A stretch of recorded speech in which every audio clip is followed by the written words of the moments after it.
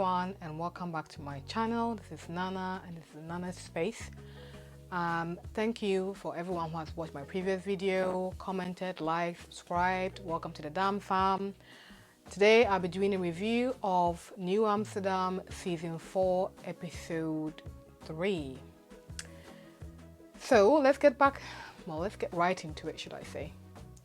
This was an interesting episode that it left us with a massive cliffhanger.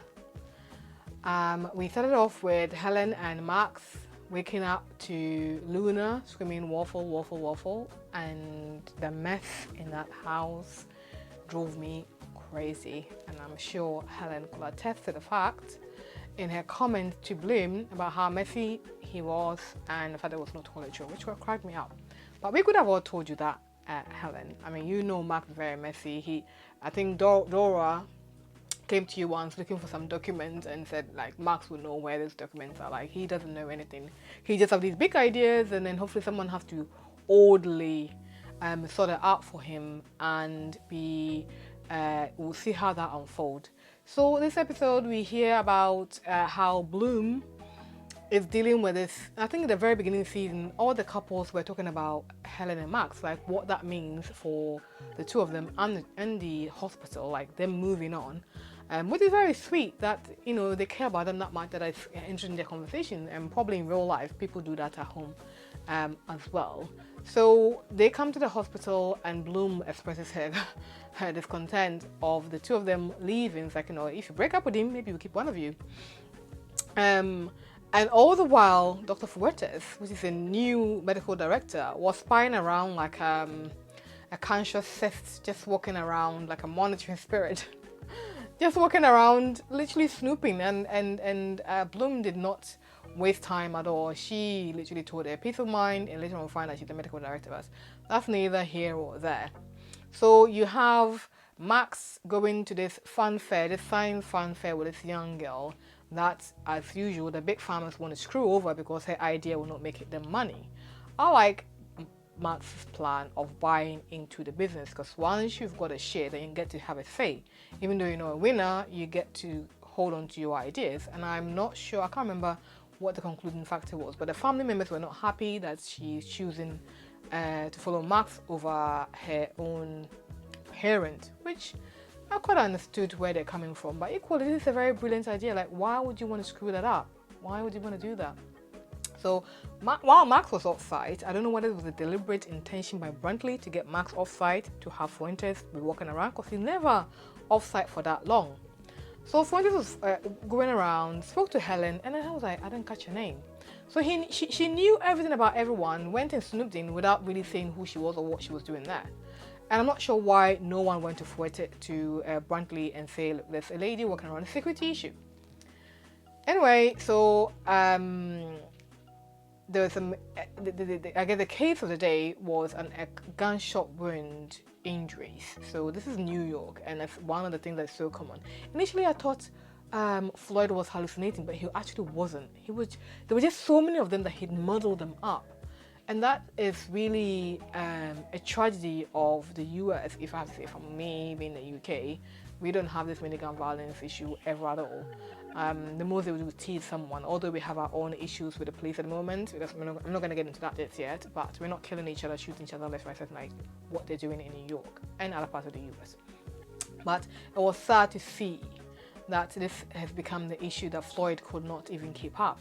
And I think I must have seen Helen in the theater, and maybe Lynn was over there. I can't remember. I must have seen it too. It would be interesting to have Helen and Lynn together to have a conversation. It'd be interesting to see where that goes. So Bloom and Leah, she's a really brilliant doctor. She was trying to shy away, and obviously Casey, poor Casey, you be the spy of the trust, you know, was tasked to go and find out why she's stepping back for others to get ahead. And she was a really, really good doctor, talked about where she's coming from, they've had to learn things without using all these fancy technologies.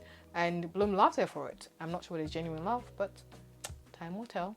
Time will tell. I was not really happy with how Lynn it was very sweet, but how Lynn approached Floyd regarding him being upset. It's like, oh, today's not my day. Well, it's not your day. I can make room. Lady, do you speak to your husband about this? Does he even know? Can we hear from the horse's own mouth, your husband, whether he's aware of all this is going on? Like, I want to know. If no one wants to know, I want to know. Like, it's sad what she's doing. Oh, we're in a relationship. I'll take care of you. And it's... I'm not sure why Floyd is not using his conscience on this one. I'm not sure. But anyway, time will tell. I'm not gonna get too much into Iggy's stuff because I'm just seeing how it unfolds about him mentoring these doctors. I just want to see how it unfolds. But I'm going to the final scene with Max and Helen reuniting at the end of the day, and Helen telling Max that, you know, she's made a natural decision, and the look on Max's face, like, that need to be framed on his wall. Like, if he ever messes with this woman, that's how he's gonna be looking for the rest of his life. Like, when Helen messed him up and pretending that, or didn't pretend, but the narrative she was giving was implying that she might be leaving him, but that's not what she went with. So she's actually moving in. She's actually moving in. Like, this is sweet. This is very selfless. Like, her closet is bigger than Max's whole apartment, yet she's willing to downsize. Like, she's all in. Like, last episode, Max demonstrated that he's all in, and Helen is matching him up. She's all in, and she's gonna be there helping him out, and there's gonna be tidying. Place. I think they need to buy a place for the two of them. I cannot envision this going well in that small apartment. Like, and my question was, where was Luna sleeping before that morning? Like, did Helen not notice that she was in the house when she went there? I've only seen it's like a chamber on hall arrangement where there's a kitchenette, living room thing, and a bedroom. So where does Luna sleep? And how are they going to make this work? You know, and I have a bone to pick with Max regarding Luna, because every time Helen is around, it's like Luna is secondary to Helen. I'm not here to bash the two of them, but he needs to be a bit more mindful. I want to know what grandparents think about this whole moving in with a child. I want to know what they think, but it's very, very sweet, very, very selfless, very, very thoughtful of Helen to wanting to move in. One would think that maybe this is going too fast, but they've been doing this for 3-4 years. It's just now coming to fruition for all of us to see, really. So it's necessary next steps. If you ask me, I personally will not move in with a guy. I'm a bit old school, marry them before you move in, but that's not the arrangement they're going with, and we'll see how that plays out. So you see Fuertes at the end. Max was busy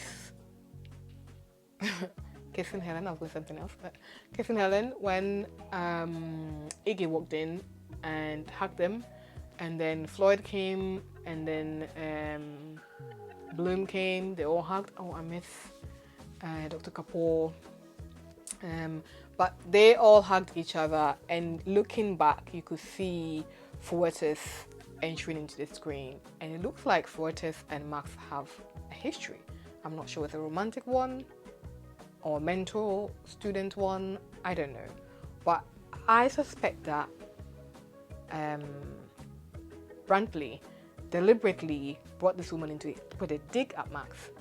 Like, she tried persuasion, it's not working, so she's gonna attend force with this one. And I want to see where this lady takes this. She gives me Candelario vibes, like very, very rigid, like, you know, regimented approach. And Max is not that. She's messy, he's very liberal, he's very loose, and Helen holds him up. So we'll see. We'll see when the foundation is shaking. We'll see where that will take this whole relationship. But I'm here for it. I want to see whether it's going to influence them moving on or not, or Helen. I want to see what that would imply going forward. So be on the lookout for the next episode. I am going to watch James Bond tomorrow, so I'll probably be doing a review coming out on this channel. Be on the lookout. Once again, comment, like, share, subscribe, get a conversation going, and I'll see you on the next one. Bye.